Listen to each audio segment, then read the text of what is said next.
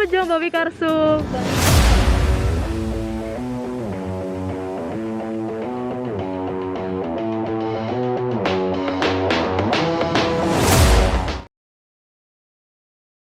Halo pejuang Bawi Karsu, bareng aku Renata. Kita bertemu di Sosial Eksperimen Bawi Karsu.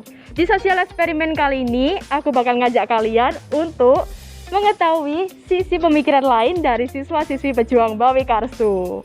Sebelum masuk ke kontennya, aku mau tanya dulu nih sama kalian. Udah pada tahu belum tema dari BINEK tahun ini? Dalam rangka memperingati HUT SMA 3 Malang ke-69, BINEK mengangkat sebuah tema, yaitu Deep Dive into the Shining World. BINEK tahun ini bakal banyak membahas mengenai kesehatan mental pada remaja. Nah, pas banget kan kali ini aku bakal tanya-tanya dikit ke pejuang Bawi Karsu mengenai mental health. So, ikutin terus videonya biar kita sama-sama tahu sisi lain dari para pejuang Bawi Karsu. Enjoy!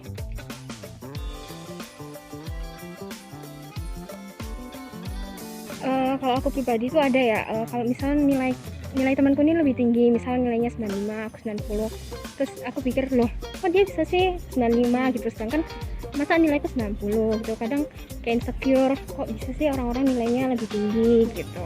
Ada, kalau aku pribadi yang pertama sama cara nangkep materi belajar. Kadang insecure sama teman yang bisa nangkep materi secara cepat. Terus selain itu juga sekarang kan ada istilahnya beauty standard.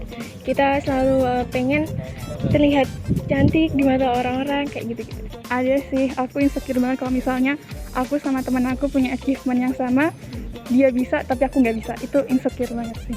Ada sih kak, terutama ini jerawat. Kan jerawatku dulu sering ku lentai, jadi kan bekas. Ya tentu saja ada sih, kayak di sekitar saya itu teman-teman saya itu kayak terasa superior, mereka punya nilai yang kayak jauh lebih bagus, mereka punya skill-skill yang lebih dari saya. Makanya itu saya kadang-kadang merasa kayak, oh ini harus dikejar, kita harus bisa maju bareng-bareng. Kalau untuk sekarang sih, semenjak aku masuk SMA 3, itu aku insecure banget sama teman-teman yang pinter-pinter banget. Dari SMP-SMP lain itu kan nilai-nilainya kok bagus-bagus banget. Lalu ada prestasi-prestasi mereka sama yang masuk di nilai rapat itu bagus-bagus nilainya.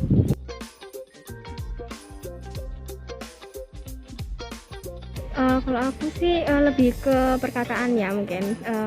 Kok kamu gitu aja nggak bisa? Ini gampang loh gitu. Tapi sebenarnya kalau udah lama-lama terbiasa dengan itu sih, mungkin aku juga udah terbiasa ya. Jadi kayak ya udahlah biasa aja gitu. Sebenarnya nggak ada sih kayak orang yang bakal ngehina aku tentang nggak bisa nge-achieve achievement aku. Cuman aku takut banget kalau misalnya ada orang tanya tentang achievement aku udah berhasil atau enggak. Itu bikin aku overthinking banget sih.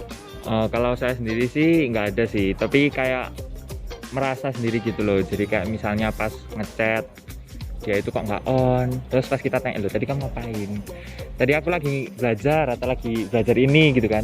Jadi kita kayak merasa, oh dia aja belajar, kok aku enggak gitu kan. Akhirnya itu sih, jadi kayak lebih ke arah kesadaran diri.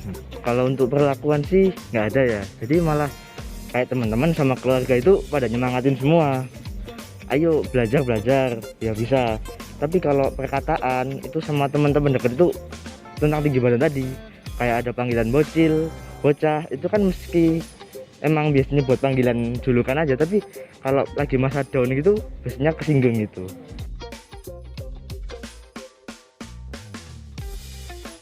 Kalau aku sih aku biarin ya, tapi pasti mesti aku biarin, aku overthinking.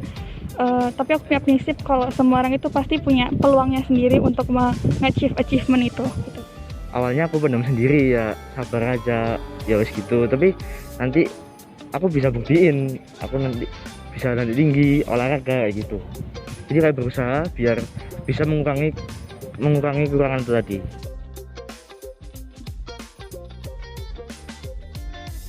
Ada sih, kesal aku selama kayak sekolah di rumah itu adalah aku nggak bisa bedain waktu untuk sekolah dan waktu untuk rebahan gitu misalnya. Soalnya kan kayak di rumah, sekolahnya di rumah, kayak pikiran aku tuh kayak selalu pengen rebahan, padahal ini waktunya sekolah gitu.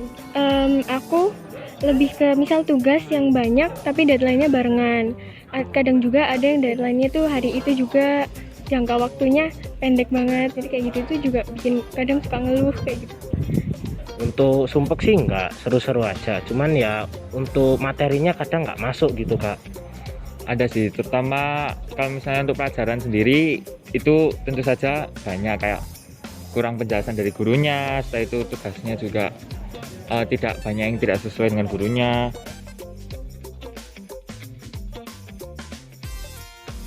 Aku mengingat ke tujuan aku, kenapa aku pengen sekolah di sini. Dengan aku ingat-ingat tujuan awal aku jadi punya semangat untuk aku harus bisa kayak teman-teman yang lain juga, harus bisa memotivasi diri sendiri juga. Untuk menjalani sekolah ini ya tetap semangat, juga dari dukungan dari teman-teman juga keluarga Kak. Ya, yang pastinya lagi pengen bertahap untuk ngejar cita-cita ya pastinya, pengen banggain orang tua.